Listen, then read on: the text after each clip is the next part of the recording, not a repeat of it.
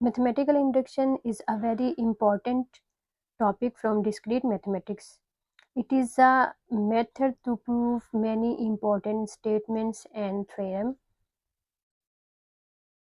It is a method to prove any statement step by step. For example, जैसे हमारे पास एक ladder हो और हमने उसके टॉप पे जाना हो, उसके बहुत से स्टेप्स हो, तो हम क्या करेंगे, ये इसका फर्स्ट स्टेप है, पहले स्टेप पे आएंगे, उसके बाद फर्स्ट स्टेप की बेस पर हम सेकंड स्टेप लेंगे, सेकंड स्टेप की बेस पर थर्ड पे आएंगे, थर्ड की बेस पर फोर्थ पे जाएंगे, फोर्थ की बेस पर फिफ्थ पे एंड सो ऑन। इस तरह से हम के स्टेप्स पर आएंगे और के स्टेप के बाद हम फिर ये ज्यूम करते हैं कि हम के प्लस वन स्टेप पर भी जा सकते हैं एंड ऑनवर्ड मैनी स्टेप्स हैं, उन पर हम पिछले स्टेप की बेस पर जा सकते हैं। यानी कि फर्स्ट स्टेप, फिर सेकंड, फिर थर्ड, फिर फोर्थ एंड फिर फिफ्थ एंड सो ऑन। चलते चलते हम किस स्टेप पे पहुंच गए, के पे। जब हम के पे पहुंच गए तो फिर हम इज्यूम कर लेते हैं कि हम के प्लस वन पर भी जा सकते हैं एंड ऑनवर्ड मैनी स्टेप्स हम ले सकते हैं।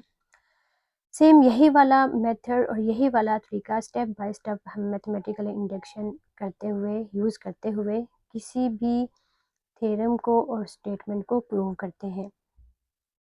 ओके, जब यहाँ हमारे पास एक स्टेटमेंट है कि for any positive integer n we have to show that this series is equal to 7n into n plus one divided by 2। तो इस तरह की जो स्टेटमेंट्स हों उनको प्रूव करने के लिए mathematical induction is an easiest and simplest way. अब mathematical induction step by step किस तरह से है। स्टेप वन इसका जो हम लेते हैं, स्टेप वन को हम कहते हैं बेसिस, या हम कहते हैं base step, base case. Base case में हम n को पुट करते हैं 1 राइट साइड पे, जो भी हमें स्टेटमेंट गिवन है उसमें हम n को पुट करते हैं 1 राइट साइड पे, और लेफ्ट साइड पे n इक्वल टू 1 का मतलब है फर्स्ट टर्म। ठीक है, लेफ्ट साइड पे n इक्वल टू 1 का क्या मतलब होगा, फर्स्ट टर्म। या आप यहाँ से भी ले सकते हैं, 7n है, जैसे n को 1 से रिप्लेस करें तो हमारे पास 7 आएगा, तो ये जो लेफ्ट साइड है ये हमारी लिमिटेड हो जाएगी 7 नंबर पर, यानी कि एक टर्म पर n इक्वल टू 1। तो n इक्वल टू 1 पे हम चेक करते हैं हमारी जो गिवन स्टेटमेंट है वो ट्रू है या फॉल्स है। ठीक है, इसके ट्रू होने की बेस पर हम स्टेप 2 पे जाते हैं और हम स्टेप 2 में इज्यूम कर लेते हैं कि जब n इक्वल टू 1 के लिए ये ट्रू है तो n इक्वल टू k के लिए भी ये ट्रू होगा।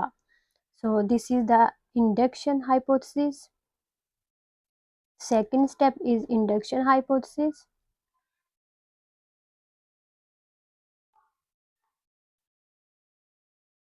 सेकंड स्टेप को हम फर्स्ट स्टेप की बेस पे कहते हैं कि for n equal to k, for n equal to k the given statement is true. Same उसी तरह से जैसे हम कहते हैं कि जब हम फर्स्ट स्टेप पे आ गए तो फर्स्ट स्टेप की बेस पर हम सेकंड स्टेप पे जा सकते हैं, सेकंड स्टेप की बेस पर हम थर्ड स्टेप पे जा सकते हैं एंड सो ऑन। चलते चलते हम के स्टेप पे जा सकते हैं, यानी कि जब हम स्टेप 1 पे आ गए तो हम के स्टेप पे जा सकते हैं। तो इसी तरह से स्टेप 1 में n इक्वल टू 1 के ट्रू होने की बेस पे हमें इंडक्शन हाइपोथेसिस अज्यूम कर लेते हैं कि n इक्वल टू के the given statement is true. अब n इक्वल टू के की बेस पर हम n इक्वल टू के प्लस 1 तक इसको चेक करते हैं कि हमारी स्टेटमेंट इसके लिए भी ट्रू होगी।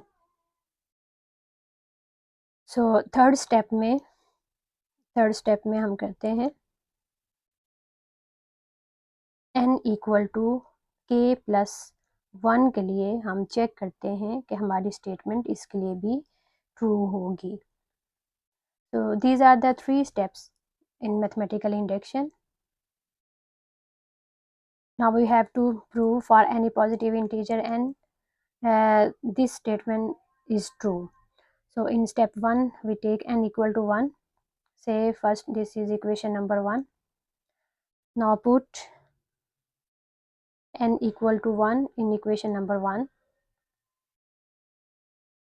n equal to 1 mean left side में ये हमारी फर्स्ट टर्म होगी, ठीक है, लेफ्ट साइड में हमारा फर्स्ट टर्म मीन्स 7 है, और राइट साइड में n को 1 से रिप्लेस करेंगे, so 7 into 1 into 1 plus 1 2 divided by 2, ये 2 इस 2 से cancel out, so this is equal to 7, so 7 equal to 7, this is the true statement for n equal to 1. So step 1 की base पर हम कहेंगे कि step 2 में this statement is true, so let the statement is true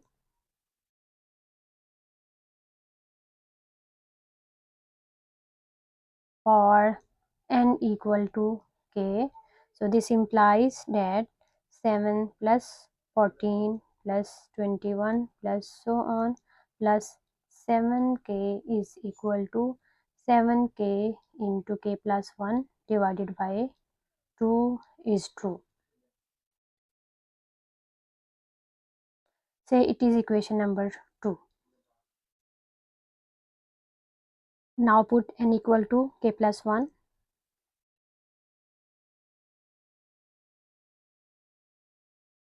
In equation number 1, we get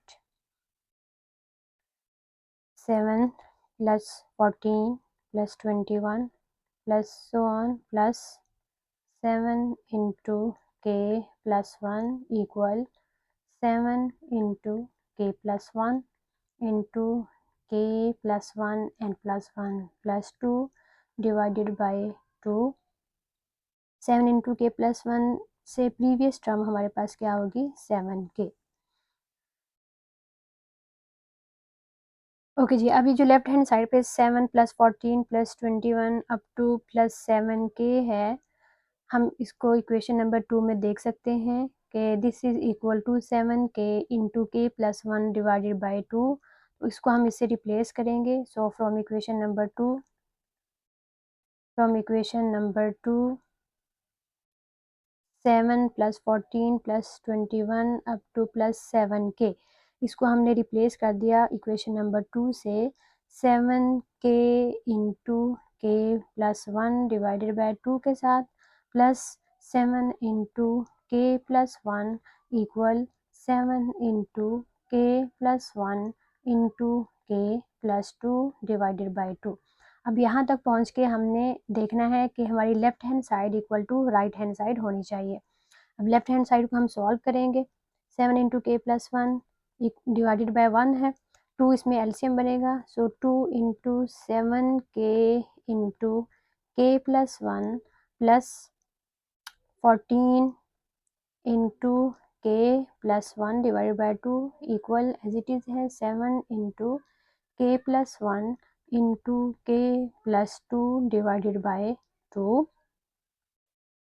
so 2 into, अब इसमें देखें 7 and के प्लस 1 कॉमन है, तो 7 इंटू के प्लस 1 हमने कॉमन निकाला, 7 into k plus 1 as a common, then अंदर हमारे पास क्या रह जाएगा के प्लस, और 14 में से 7 हमने बाहर निकाल लिए, यहाँ पे हमारे पास 2 रह गए, so 7 into k plus 1 into k plus 2 divided by 2 equal to 7 into k plus 1 k plus 2 divided by 2. देखिए left hand side is equal to right hand side, so the statement is true for n equal to k plus 1. So this is true for n equal to k plus 1. So by using mathematical induction we have shown that for any positive integer n, this statement is true for any n.